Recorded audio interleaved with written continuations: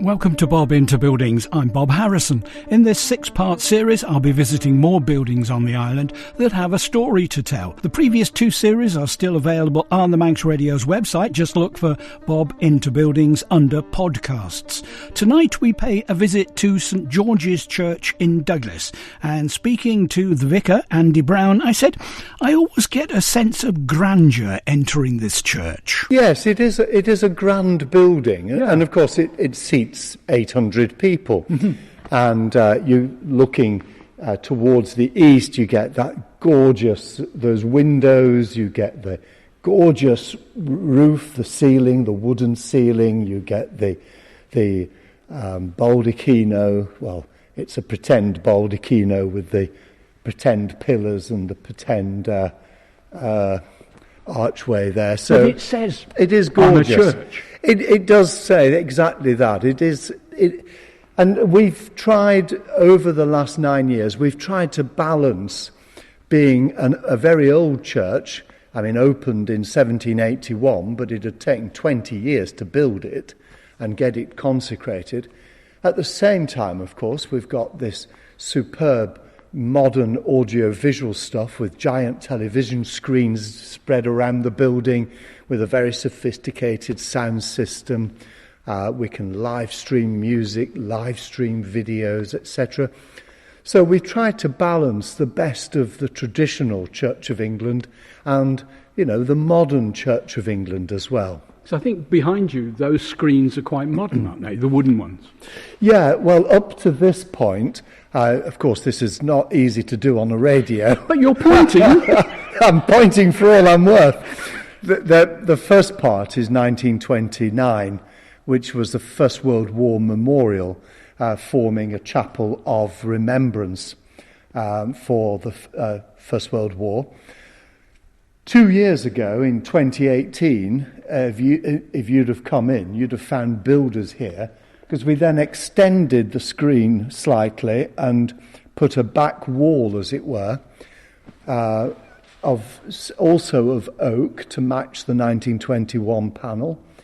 And we've put in 3 stained glass or etched glass screens as well, the glazing, which are a copy of the west windows of All Saints Church on Alexander Drive here in Douglas, which we closed 2 years ago because it was going to cost far too much to keep it open. And the Royal Air Forces Association of the Isle of Man paid for a complete refurbishment of this chapel to commemorate the 100th anniversary of the Royal Air Force. Nice and peaceful there as well.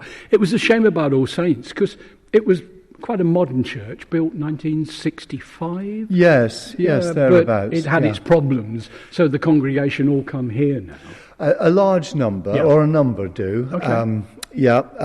Some were felt it would be better not to come here and worship elsewhere, which is entirely understandable.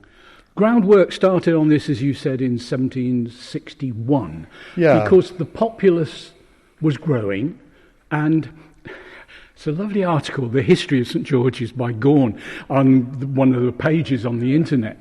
They thought St Matthew's was a little bit for the people, and they wanted to worship elsewhere in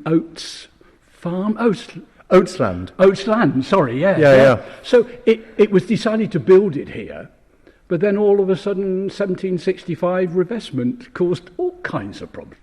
See, the thing was, in 1765, the Act of Revestment meant that the British monarchy bought the kingship of man, or the Lord of Man, as it had become, in order to try and stop what the British called the running trade, and which the rest of us, which we called the running trade, and the rest of us called smuggling. Yes, but St Matthew's was built on the running trade in some respects, down by the quay, wasn't it? Well, so was St George's, to be honest, or as it was known at the time, Douglas's new chapel. It was much later it became St George's. But it was built by the new middle class who'd largely made their money out of the running trade. And so in 1765, everything stopped because it virtually bankrupted the new middle class of Douglas and indeed the new middle class of the Isle of Man. And work didn't start again until 1775, 10 years later. And then the original building of St George's finished in 1779, by which time there was no bishop to consecrate it. So it wasn't in fact consecrated till 1781, which was just bad luck, really. If they'd only finished building it a year earlier, we'd have opened in 1778. There was some conjecture on the internet that it wasn't named after St George, but after George Mason, who I think was the bishop at the time. Well, it could be, but I do think it is telling that they chose St George and that this was known as the English Church and St Matthew's was known as the Manx Church. And the real division was between the local community, who were chiefly, it was a harbour, it was a fishing port, and the middle class who came to St George's. In fact, it wasn't till the mid-18th century that we got mid-19th century that we got a balcony, and that was the instruction of the then bishop to provide free seating for the new working class. When you look at churches, you always think that what was built here in 1781 is finite, but it wasn't, because this has been altered quite a lot over the time. Oh, absolutely, yeah. Originally, there was, in 1765, when they stopped the building, they'd got the nave and they'd got the roof finished. Not the roof we've got now, which is 3 roofs with 2 valley gutters. Then it was just 1 roof and a lower tower. But they had that ready. But in 1825, they extended it westwards with, it used to finish really part way where we now have a nave communion table. That would be the west wall. And then they pushed it back about 20 feet in 1825. And then in 1865, they knocked it through again, having built a land bridge over the Jarrett burial ground. And they built the chancel that we now have with the Henry Bloom Noble window. And there's quite a story behind the Henry Bloom Noble window. Go on then. Well, Bloom Noble gave the then vicar the cash to build that middle window, to have that middle and rather lovely stained glass window made. That was brave, wasn't it, giving the vicar cash? Well, he gave the vicar cash and left it to him to get the window made, which he did in good time. And he said to Henry Bloom Noble, "Here's the change." And he said, "Oh, well, no, you keep it. Buy what you need for the church." Well, they'd just built a sanctuary that was in the English style, particularly in the more Catholic English style, with these lovely steps going up to the higher chancel and the stone glass window. So he thought he may as well, the vicar thought he'd go the whole hog and buy robes for the choir. St George's, the first robed choir on the Isle of Man, just as we were the first organ on the Isle of Man, but that's another story. And the day came for them to dedicate the new chancel, and in what processed the robed choir, and out stormed Henry Bloom Noble, shouting, "I'll have no popery in my church." And, don't upset a sponsor. And off he stormed, never to come again, and he went and built St Ninian's. You mentioned the organ. That was bought, I think, over from Ireland. There seems to be a fair bit of conjecture about Handel's Messiah linked in with the organ. Well, it's more than just conjecture. The Messiah was launched by Handel in the Fish Market Street Music Academy, and he also did a number of recitals. But he ended up with the world premiere of the Messiah because none of the cathedrals, including Dublin Cathedral, would let him launch it in their churches. And he had rather hoped he'd get away with it in Dublin, but he didn't. And so he did it in this music academy, which seems very strange to us these days, and these recitals. And some 20 years later, the music academy was being closed, and the son of the chap who'd built the new organ for Handel was in contact with one of the sponsors of St George's, who writes in his diary that he had a good bargain for a new organ from this music academy in Dublin. So clearly 20 years later, it's the same organ that Handel played.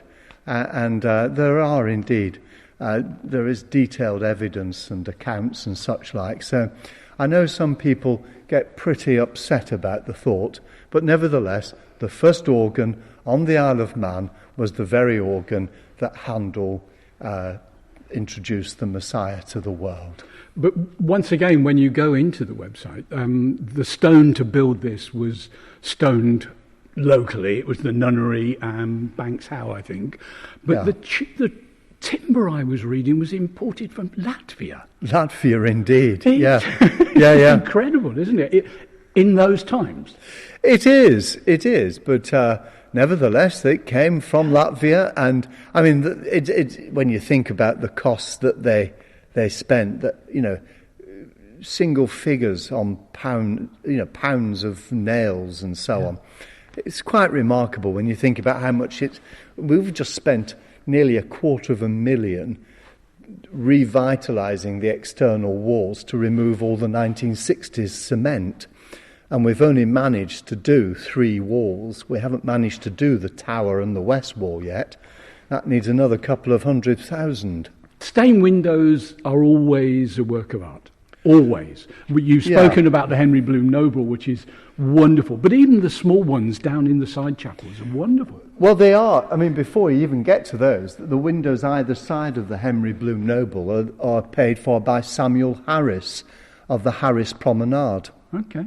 So who was amongst just about every senior role in the new Douglas Borough Council, was also the Vicar General of the island, the senior church lawyer. Then we've got a number of other excellent stained glass windows. One of my favourites is in the War Memorial Chapel, where you've got the picture of Jesus with Mary and Martha, but you've also got that above that a little circular window, which is a gorgeous picture of the dove representing the Holy Spirit. At the back here we have a picture of Jesus blessing the children, summoning the children. One of my favourites, though, is an absolute puzzle to us, and it's the one at the back here. Let's get walking towards it then. And if anybody wants to come in and visit us and try and tell me what this is about, I've asked 3 bishops, and several others, to try and work out what's going on, because this is a stained glass window dedicated to the Jubilee of Queen Victoria. Hence, in the circular window at the top, there's a portrait of Queen Victoria. But we've no idea who these 2 figures are, the main figures, one in each window. One might guess that that's Britannia, perhaps, but it's not the usual image for Britannia. There's no sword, there's no lion, there's no shield. That might be St George, but there's no hint of a dragon, to which I say thank goodness. And there is an army in the background and a lieutenant beside him. So we're not really sure who they are, and it doesn't match any of the usual iconography or mythology. So, but that's still a beautiful red. It's a lovely window, isn't it? But the red of it is so vibrant. It really is. It really is. It is a gorgeous window. And many of them are. We've also got just a few monuments left. including right up the top there, you've got one for Professor Edward Forbes, who was known as the Manx Linnaeus, a very famous natural scientist of the mid-19th century. Next to that, though, the one with hardly any inscription on it, higher up, it is somebody called Jane de la Prime. And she's listed as having died aged 22. And then later on, somebody's come back and corrected that age to 44, which always intrigues me. It was probably the age she said she was. That's what we assume, but it does seem a big difference. So, and of course, our churchyard outside, which is we are the only church in Douglas with a burial ground, and St George's was originally a chapel of ease for Braddon. The Manx people living in here didn't go to St Matthew's or St George's for burial, they went to Braddon. So this churchyard was in effect the field of the strangers. And a lot of, most of those who are the earlier burials are people who were visitors to the island. So we have quite a raft of people who played a key part in the life of the British Empire. But we've also got some key figures from the history of the Isle of Man. So we've got Nellie Brannan, for instance, who, of course, was the Manx Florence Nightingale, who nursed so many through the two cholera outbreaks of the 1830s, 1832, 1833. We've also got Sir William Hillary, the founder of the Royal National Lifeboat Institute, and also the chap who raised the funds to build the Tower of Refuge in Douglas Bay. And he did that because of the sheer number of shipwrecked people whose bodies were washed up in Douglas Bay or elsewhere on the island, who were buried in our churchyard. And so he was inspired to do something about it. You were talking about the cholera outbreaks. Nellie seemed quite a formidable woman, orphaned at 16, sort of self-educated, couldn't read, couldn't write, but in the cholera outbreaks was going round giving sustenance to the people, patients and things like this. And didn't she become matron of the local hospital in Fort Street or something? She did. That's absolutely right. She did. But she had wealthy patrons who are also buried in St George's churchyard. We've now come outside, as you can hear from the seagulls in the background singing SOA. I remember you mentioned about Samuel Harris, and I think he's more... That's his memorial there, Samuel Harris, indeed. Over there, in the middle of the oldest part of the graveyard, is stone with a plaque on the back of it, which is Nellie Brannan's grave, and her mother was buried there first. So clearly there was money to pay for a decent memorial for her mother as well, and then Nellie went in with her. But this memorial here, behind this wrought iron fence, serves a double purpose. On this side, it commemorates the cholera outbreaks of 1832 and 1833. This plaque here is in memory of Nellie Brannan in particular. But on this side, it commemorates the first burial here, which was in 1784. And this is to commemorate the builder of the shipbuilder, Matthias Kelly. The fact that he was buried in 1784 is quite remarkable, because for various reasons the churchyard wasn't actually consecrated until 1841, which is when this was erected, in the summer of 1841. Because originally there was no land, but the land was then bestowed upon the church. Well, the land was given for the church and the churchyard in 1765. They built the church, but nobody established title.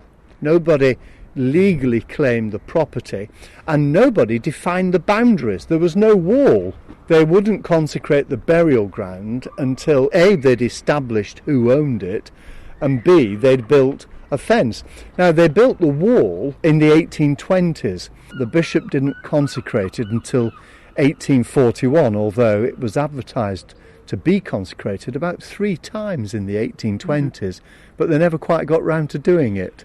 I just like the little point of detail that the wall couldn't be more than 5 foot high. That's right, 5 feet high. Yeah. Remarkable. Yes. Bit of idiocy, but I just love things like that. That's what it specified, and we still specify that these days. Yes, that you're supposed to have either a wall or a stock-proof fence 5 feet high, or a hedge, a thorny hedge 5 feet high. That's still the Manx law. I wonder why 5 feet? Well, it's partly to stop cows and horses and goats, I suppose, although these days, on the whole, we encourage that because it keeps the grass down. As far as Nellie Brennan is concerned, are other cholera victims? There is. There's a cholera pit, although I have to tell you that the cross is missing at the moment. It's being restored because it was the worse for wear. It's beginning to rot. And so it's been taken away for restoration. I see it now, yep. Well, the cross you can see there is actually the Minerva pit. And that was a shipwreck? That was a shipwreck where the crew of 14, the captain and a wealthy gentleman passenger all perished, and the funeral of the crew, 14 of the crew, happened on Christmas Eve, but the captain and the gentleman passenger were buried elsewhere, but I can't find them. This is the cholera pit, where there is usually, and will once again very soon be, another cross that just says cholera, and it covers this whole area here. We're not quite sure how much. We've checked it out, but we're very wary because the bacilli can live this long, I'm afraid. So is it what, 200 people assume? 300. 300 was it? Nearer to 300, yeah, we believe. And we're now in the churchyard, and you can see the glory of it's quite simple, the design of the church, but I don't think there was any plans, was it? Did it copy a church in Whitehaven or something? It did. It absolutely did. But what you see here is the original building. So the nave from about not that 20 feet worth, but the rest of the nave, and the tower up to just about the top of the arches was original. And then in 1825 and 1865 they extended the nave, and then in 1909-1910 they added vestries on both the north and the south side at the west end of the building. So we've now got a whole range of offices and vestries and meeting rooms, and a very nicely equipped kitchen, and a church. Full-size snooker table. Right. Is that a personal passion? No, but we do have a snooker club. We've also got 12 bells in the bell tower, which are rung for all the morning services and all the major services as well, all the civic services and such like that we host here. You're proud of this church, aren't you? I'm very proud of this church. And I'll tell you, do you know what I'm most proud of about this church? Over the last 9 years, I've refused to let them charge a rent for the use of the building, because we've come to see this building as an asset for the community, for Douglas and the wider island community. And so people can come along and use this for a concert, for a rehearsal, for choir practice, for committee meetings, for free. And the number of choirs who rehearse here, including the Isle of Man Government Choir, the number of communities and charity groups who hold their meetings here, I'm very proud of that. And it costs the church and it costs the congregation, and they'll turn up and put on refreshments and such like, and we don't charge a penny, because we see it as not our clubhouse, but as Douglas's civic church, as the island's church, as everybody's church. And I'm very, very proud of that. as well as the fact that it's really rather a lovely building. On Bob Into Buildings tonight, I've been talking to Andie Brown, the vicar at St George's Church in Douglas. You can listen again to tonight's programme and programmes from the first 2 series as podcasts at manxradio.com. I'll be back next week at the same time with another featured building in this 3rd series of Bob Into Buildings. I'm Bob Harrison. Good evening.